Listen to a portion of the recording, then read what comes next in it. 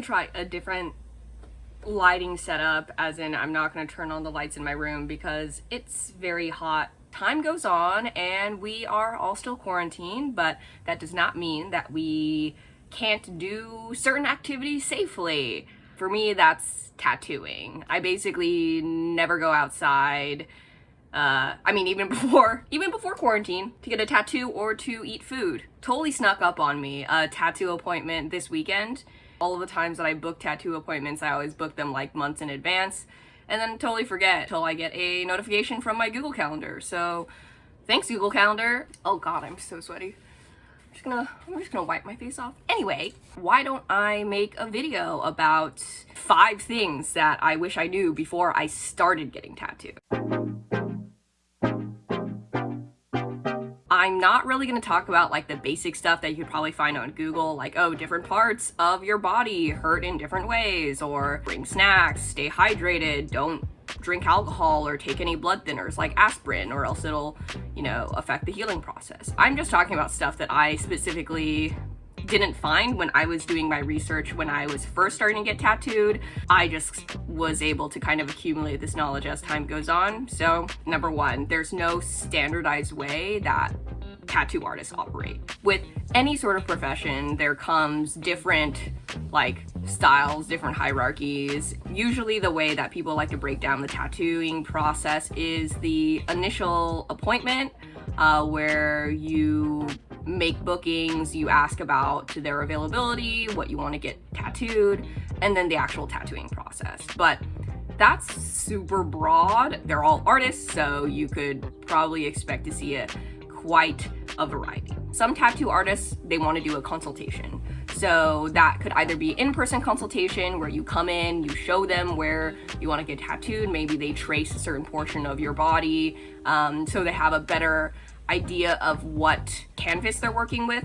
Some people don't do in-person consultations. Some people would rather have the first appointment kind of be a consultation, and then you get tattooed during that very same session. That's like one big difference that I would recommend people clarifying. When people make their first tattoo appointment, is the appointment just for a consultation, no tattooing, or both?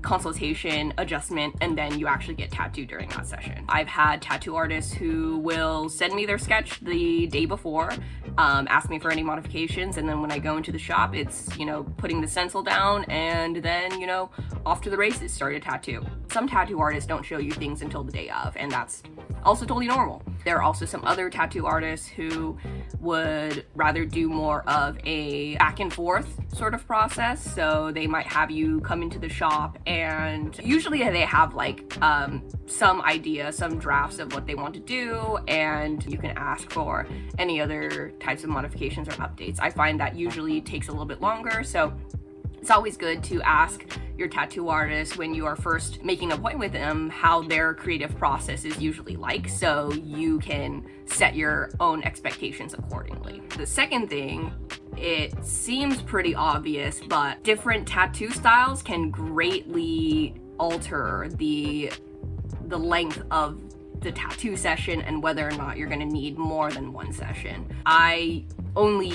Right now anyway, I'm only getting black work done just because of the fact that color it's such a commitment for me anyway, that I personally prefer black and gray. Doing your line work and then doing shading, and then if you want to do coloring, that just increases the amount of time that it'll take. Anything that has shading, stippling, different things like that, you usually aren't going to be able to get it done within one day, unless you are getting tattooed for like 10 hours. A lot of the times you're gonna get the line work done first and then maybe a little bit of shading, but your skin will probably be too inflamed to continue to take in more ink. Faster pieces, and I'm just generalizing, I'm not a tattoo artist. Faster pieces are usually just line work, no shading. You could probably get that done in like one day, or if you're getting a really simple style like American traditional. Different tattoo artists have different tattooing speeds. It's always good to get an idea from your tattoo artist first before just expecting that you'll be able to get a finished product in one sitting.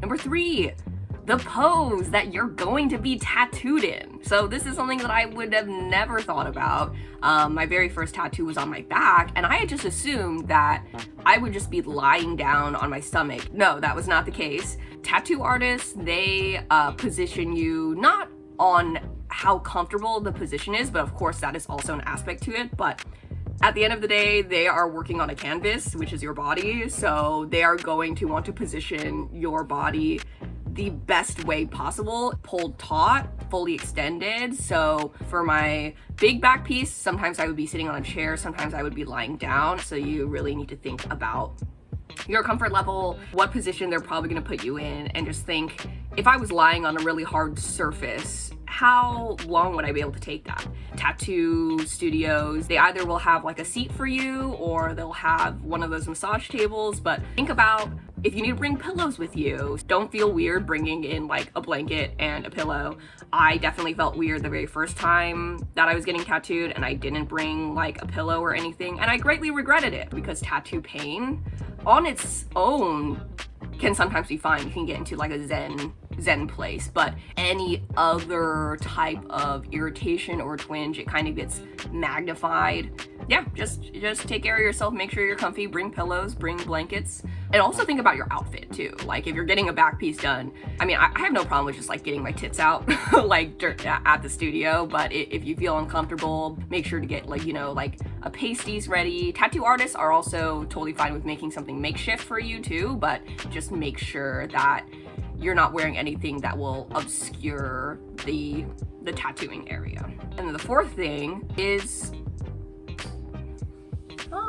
tattoos. When they heal, they really itch. Like it really, really itches. They don't talk about like how long and how persistent the itching is. A wound that the tattoo artist is creating, depositing the ink, your body is going to try to heal that. And when it comes to healing, that results in inflammation, which results in the itchiness. So while it's healing, while it's scabbing over, it's going to itch like really, really badly. And you can't really do that much about it. Like, of course, recommend not actually scratching or picking at your scabs before they heal, but sometimes you scratch in your sleeps. That's happened to me before. That's just the reality of getting tattooed and having something heal over, is that it's going to itch while it's healing. That itch can last for several weeks, even though the tattooing session itself only took like an hour or something. So the pain of getting tattooed, honestly, like the itching is like worse for me. Saniderm is really helpful,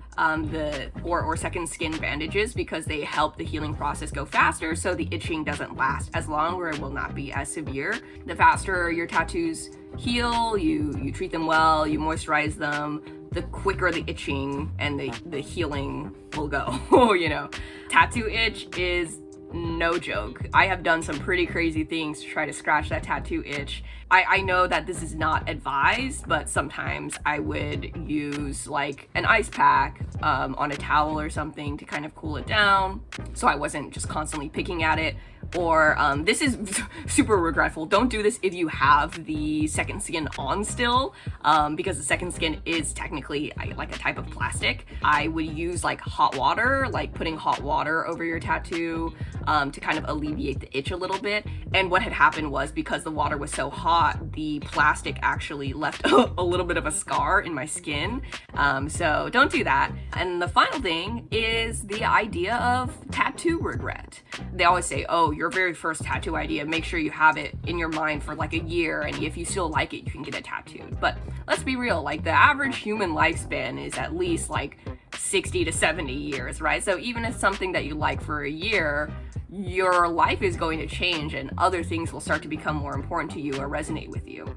But you only have a finite amount of skin on your body. It really is just economics again. Obviously, if someone has a actual literal typo on their tattoo, that's a type of regret that's, you know, could have been totally avoided. However, sometimes, you know, you'll see someone else's tattoo and their placement and think, wow, that's a really unique placement. I really wish I could have gotten something like that done. Maybe I wouldn't have done this tattoo this way. I've kind of felt that way about my tattoos before, but at the same time, it's not just getting a tattoo done just for it to look pretty. It's also something that marks the point of time where you were during your life. Even though I could have more aesthetically pleasing, more unique placements if I just thought about it longer, I really don't think I would be the person I am today if I hadn't gotten some of those tattoos, because I know that all of the other things that were happening in my life, if I didn't have the perspective of getting that tattoo done, things could have gone really different for me. Tattoo regret, it can happen. It doesn't mean that you've made a huge mistake in your life. And I think that the great thing is you can always give new meanings to your tattoos. Of course, sometimes people want to get lasered, and maybe I might do that in the future to get different types of placements that I wanted to get when I'm older, but I don't know, like, it's really not just the end of the world.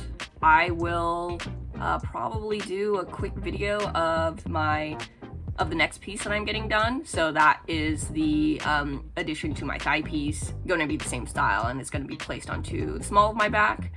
So yeah, I am getting a tramp stamp, but it's going to be a fancy one, and hopefully it's going to make my butt look good. See y'all next time.